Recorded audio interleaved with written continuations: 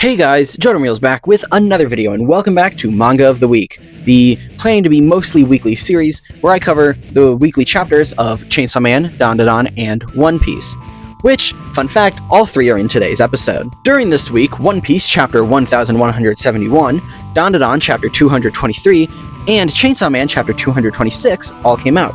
So let's get into it, starting with One Piece chapter 1171. This chapter starts almost immediately after the end of the last one, which had Loki killing Harold and putting him out of his misery after being in this like abyssal covenant state. Not abyssal, deep sea. You know what I mean. We see Gaban talking to Shanks about how if Harold did escape the castle, it would have been really, really bad. And he's very glad that while it is sad that we had to kill Harold, he's glad that Harold didn't escape and it got worse. And as that's happening, Shanks is having a moment similar to Nami stabbing her tattoo, where he is grabbing at and trying to like pinch it, his deep sea covenant, and Gaban's being a father figure to Shanks, which is actually juxtaposed by Shanks having memories about Garling. It's also juxtaposed with Loki next to Harold's body, putting his feather-like cloak over Harold the same way they would in a morgue. Then we cut to Marie-Joie, where we see like Emu is pissed about losing Harold as an asset. Because first of all, Harold is a really good fighter. We knew this, in the same tier as Zebek.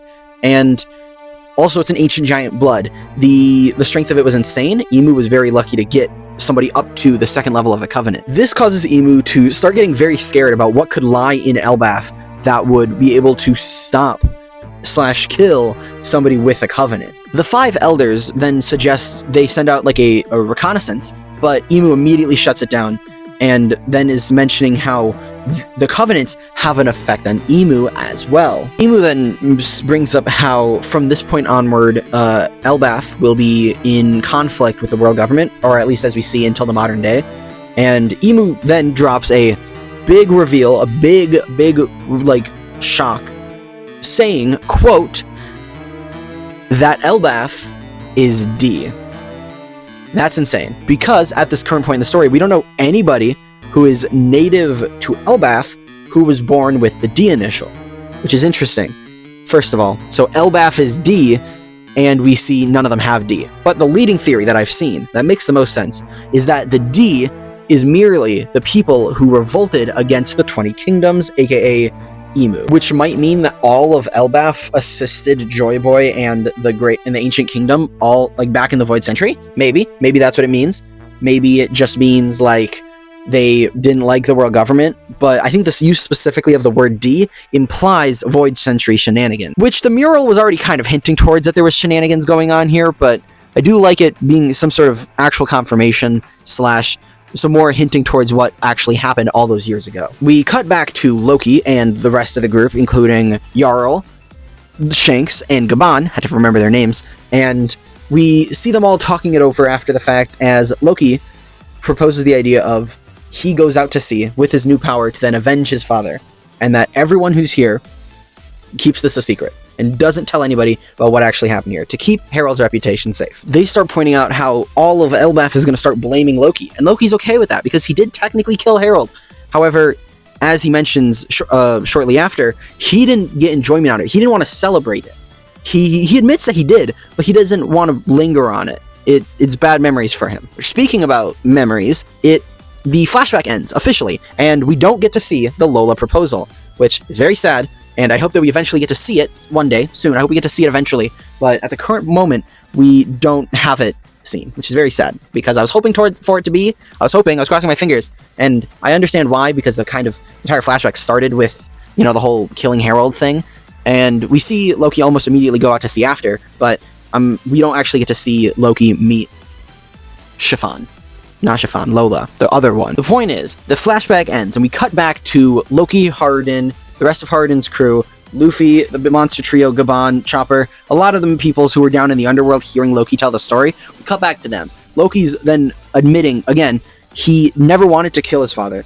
He admits that he did, but he doesn't want to linger on it because it's bad memories. And Gaban confirms it, and Hardin is moved and just like just feels very bad about it. Which, one other thing, Loki apparently got the epithet the Father Slayer, which I think is very interesting. However, I know that there are like fan scans that come out before the official translations, and I only cover the official translations, but in the fan scans, one thing I saw that I thought sounds better is Loki the Fratricide, which, in case you don't know, is a word for one killing their own father, which I think that sounds really cool. So I want to say Loki the Fratricide, except now it's Loki the Father Slayer, which makes more sense, but I digress. Gaban offers to reveal how the Holy Knights and Herald interacted via like their Abyssal Covenant stuff, and which we already saw in the flashback for the record, but I'm assuming it's like the in-universe reason why. But Harden declines the offer and doesn't want to take it. And Harden says he doesn't need a reason to help protect his country, which I think something is very, very badass. And he frees Loki. Loki has been finally freed since at least December, end of 2024, when we first met Loki. However, almost immediately after Loki is freed, a large beast falls from the sun world down to the underworld. And that beast is specifically the Dream Draugr, the large skeleton-like warrior that was being fought up above, but now it's fallen down below. And it's huge. It's huge even compared to the giants, which is saying something. It's at least 3 Lokis tall, which for the record, Loki is at least 3 Hardens tall. And Harden is roughly 3 to 4 Luffy's tall. So this is a really, really big number, at least 27 Luffy's, if I'm mathing correctly. Which, I guess, what else would you expect from the island of Elbaf? It's the place where everything's going to be big. As Harden's group take their little boat thing back up to the Sun World, they apologize to Loki for saying he's a big, like, piece of poop. And they say, this doesn't forgive all of your crimes. All the other ones still are in effect. And Loki's like, yeah, don't worry about it. We see Sanji and Chopper carrying Gaban with them to the Sun World so they can go run into Colon, which the funniest thing is I've seen memes about how Vegapunk died while being carried by Sanji, so Gaban's gonna die because it's an old man getting carried by Sanji curse, which I think is very funny. Luffy, our main protagonist, stays down in the underworld with Loki, as Loki fully jumps up, uses Ragnir, which squeaks, which I think is fun, because Ragnir, again, is a hammer with a squirrel for it. He takes Ragnir, full on swings into the side of this Draugr, and fully freezes it. Again, at least 3 times Loki's size. Freezes it solid with an attack called Nibelheim, which is a very obvious reference to Niflheim, one of the worlds in Norse mythology. Forgetting the word for that for a second. Honestly, a really, really interesting chapter, and it's a bit sad we don't see the Lola proposal, because I've been kind of like hoping it was going to show up. I was like kind of like, please show up, it would have been so cool, but it didn't. The reveal with Emu and Elbaf about how the whole Elbaf's the D, that's interesting. Probably going to connect back to why the mural of the Void Sentry in the 3 worlds is on Elbaf. And also, the fighting portion of the arc has finally begun. We're starting the big fight moment. And Loki, I hope he has attacks based on each of the abilities and can use each one with Ragnir.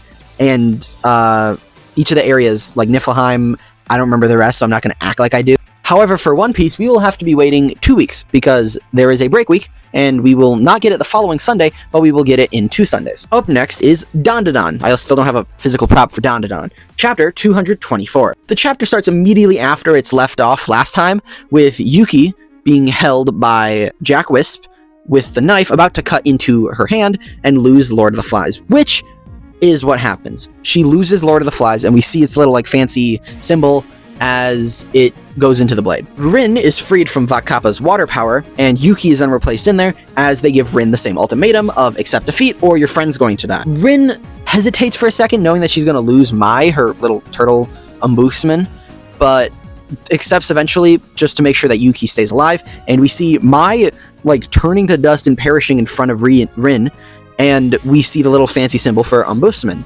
because Rin loses ombudsman, and it gets put in the little knife. And Enra starts to leave, and Vakappa and Jack Wisp ask, hey, what are we gonna do with these 2 girls? But Enra is just like, do whatever you want, I don't care. Vakappa transforms into this brand new fit that is, first of all, very nude, second of all, has a hat very, very resembling of the actual Kappa head discs that they hold like water in, so that plays into the name. And also, why is he's basically got nothing on except for a huge metal like bulge cage, kind of like a chastity belt, but I don't know at this point. Vakappa goes to crush Rin's head in between his thighs, and Jack Wisp is about to dissect Yukishiro for her intestines. However, everybody, including Enenra, including Vakappa, including Jack Wisp, all of them are caught off guard because something interrupted the situation. That being a humongous toilet, very well drawn, the classic Yukinobu Tatsu double-page spread of a humongous toilet in the mall. Vakappa and Enra and Jack Wisp all then suddenly have the feeling that they need to go poop, that they need to defecate, and they need to relieve themselves. And it saves Rin and Yuki, so they're fine. But we then continue following Enra, Vakappa, and Jack Wisp as they go on find a toilet. As they get into the toilet/bathroom, they run into a really strange child just sitting there at the back of another Yukinobu Tatsu double-page spread. And Enra orders Jack to explode it and burn it in fire, and Jack does throw fire at it, and it does explode. However, what catches them all off guard is the kid is basically unscathed by these flames. We see the kid has like a very weird bird-like creepy mouth, how media does it. It's very unusual. And it's almost likely a yokai, if I had to guess. It's more yokai than alien, as we've had more yokai moments recently than alien, other than the Serpo and the sarcophagus. But all in all, it was a very interesting chapter. I love how comedic the double-page spread is of the gigantic toilet, and I like the whole outfit Vakappa has. It's just, why such a big bulge? It is very sad that Rin and Yuki lost Lord of the Flies. However, that does lead into an interesting theory I've had. Especially after the end of this chapter, where Rin and Yuki both have already lost their abilities, my idea that I've had is something that I've noticed is that in the most recent 1 or 2 arcs, some of the main cast members have been losing their powers, or they've been changing. Momo lost hers during her amnesia, Okarun lost his by getting both of his balls back with Turbogran. Aira, Gigi, and Quinta are all pretty much unchanged to my knowledge because they've barely been in the story right now. Aira's still had her long hair and her acro silky. Gigi's still has his evil eye, which now, in the recent fight against Enenra, he gained the ability to rapidly switch between it, so he basically has full control at all moments. And Quinta's Quinta, we can't improve or lower him at all, you know? However, Vamola, her power is primarily based in her kaiju suit, which, after the fight with Enenra, got really damaged, and is currently still unrepaired. As we just saw, Rin lost her power to Enenra and the knives. Zuma, he's my favorite character in DanDaDan, but he's only half in the group right now, but he still has got his powers. And Yukishiro, the most recent addition to the cast, also just lost her powers. So, what about if there will be this whole saga of characters losing their abilities that then eventually leads up to the final fight, maybe with Saint Germain and the DanDaDan that we saw very briefly, or the ultimate yokai that was mentioned.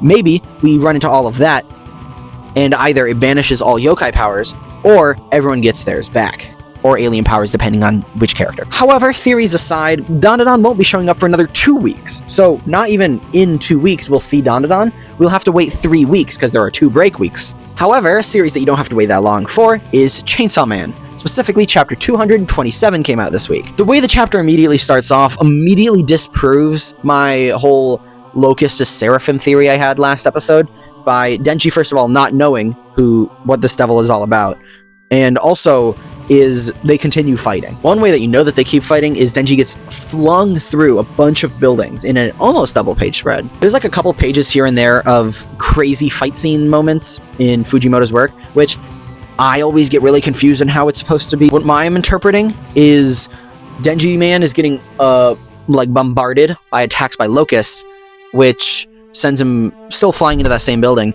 However, we then see Asa throw Denji's lost arm towards him. He latches it on, at least temporarily, until he rips through Locust and drinks a bunch of the blood, heals himself, and then eats the head of Locust. Asa then goes over and asks if Denji's okay. Denji then just points out how apparently Locust tastes like shrimp.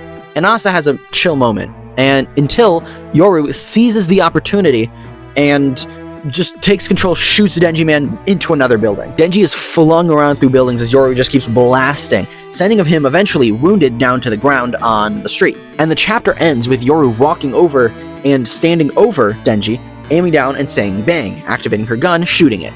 Which is interesting. It's a crazy way to end the chapter. Honestly, crazy way to end the chapter.